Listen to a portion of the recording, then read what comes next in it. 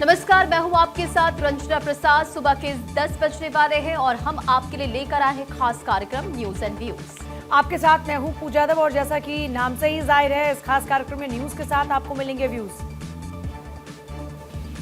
तो खबरों की शुरुआत करते हुए देखिए, बिहार चुनाव को लेकर राजनीतिक पार्टियों में जोर आजमाइश जारी है। अपना आखिरी दिन दम लगाने में दोनों दल के जो नेता थे वो जुटे नजर आए और 23 अक्टूबर से प्रधानमंत्री नरेंद्र मोदी भी चुनाव में जनसभा करने वाले हैं। उनके भी चुनाव में एंट्री होने वाली है और इस बीच कांग्रेस ने भी अपने उम्मीदवारों की दूसरी सूची जारी कर दी है।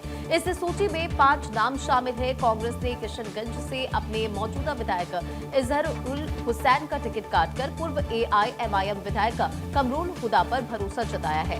बिहार में चुनाव से पहले कांग्रेस में फूट पड़ती दिखाई दे रही है और टिकट बंटवारे को लेकर पार्टी प्रवक्ता ने सभी दलों से इस्तीफा दे दिया है।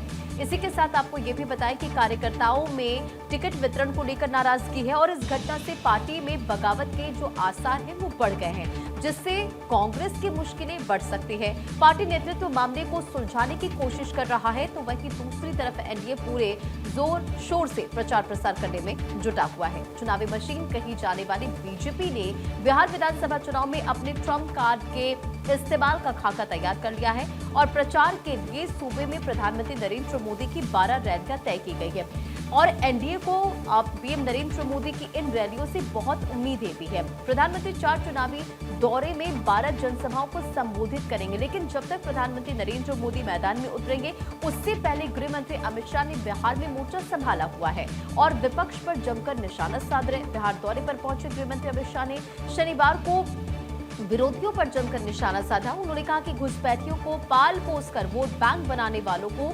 SIR से दर्द होता है। के जंगल राज के खिलाफ लड़ने का संकल्प लेना हो, पूरे बिहार के युवाओं को 20 साल पहले ये लालू राबड़ी ने किस प्रकार से बांध में लेकर रखा था बिहार को, वो याद कराना हो तो छपरा सारण की भूमि से ऊंची जगह पूरे बिहार में और कोई नहीं है। इस सारण प्रमंडल में हमारी सरकार आने के पहले पलायन भी होता था और फिरौती, हत्याएं, अपहरण की इंडस्ट्री भी चलती थी। और साहब, आप सभी लोग अभी भी चिंतित रहिएगा। मैंने जनता दल की अभी आरजेडी की अभी सूची देखी है, वो सूची में शहाबुद्दीन के बेटे का नाम मैंने देखा है। मुझे बताओ, अगर आरजेडी आज भी शहाबुद्दीन के बेटे को टिकट दे तो बिहार सुरक्षित रह सकता है क्या?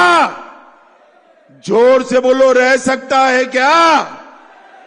भाइयों बहनों, बिहार को सुरक्षित रखना है तो नरेंद्र मोदी जी और नीतीश कुमार की जोड़ी को फिर से लाना पड़ेगा। आपको बता दें कि पहले चरण के नामांकन की प्रक्रिया पूरी होने के बाद 14 विधानसभा क्षेत्रों में कुल 158 प्रत्याशी स्क्रूटनी के बाद चुनावी मैदान में बचे हैं। 53 उम्मीदवारों के नामांकन रद्द हो चुके हैं और अब सभी पार्टी चुनावी प्रचार पर धार देने में लगी हुई हैं। बिहार में चुनावी सरगर्मियां तेज हो चुकी हैं और ऐसे में जानकारी है कि प्रधानमंत्री मोदी अपनी जो पहली 3 रैलियां हैं 23 अक्टूबर को करने वाले हैं। इस दिन वो सासाराम में, भागलपुर में, गया में जनसभाओं को संबोधित करेंगे। इन रैलियों में प्रधानमंत्री मोदी केंद्र सरकार की जो उपलब्धियां हैं, बिहार में जो विकास योजनाएं हैं और राज्य के लिए केंद्र सरकार क्या क्या कर रही है उसको जनता के सामने रखने वाले हैं। फिर आती है बारी 28 अक्टूबर की। तो 28 अक्टूबर को प्रधानमंत्री की 3 और रैलियां निर्धारित हैं। वो इस दिन पटना में, मुजफ्फरपुर में, दरभंगा में जनता को संबोधित करेंगे। माना यह जा रहा है कि इन सभाओं में मोदी रोजगार, शिक्षा, बुनियादी ढांचे के विकास से जुड़ी योजनाओं पर बात करने वाले हैं। अगले चरण में 1 नवंबर को प्रधानमंत्री मोदी पूर्वी चंपारण में, समस्तीपुर में, छपरा में रैलियां करेंगे और इन इलाकों में एनडीए उम्मीदवारों के समर्थन में बड़ी संख्या में जनता के जुटने की संभावना भी है। अंतिम चरण में 3 नवंबर को प्रधानमंत्री मोदी पश्चिमी चंपारण में, सहरसा में, अररिया में चुनावी सभाएं करेंगे।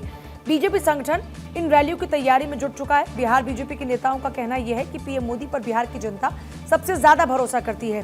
केंद्र की योजनाओं का सबसे ज्यादा लाभ गरीब वर्ग के लोगों को मिलता है। ऐसे समय में पीएम मोदी की रैलियां बिहार में एनडीए उम्मीदवारों के पक्ष में माहौल बनाएंगी, तो वहीं बिहार के विधानसभा चुनाव में एनडीए को एक बड़ा झटका भी लगा।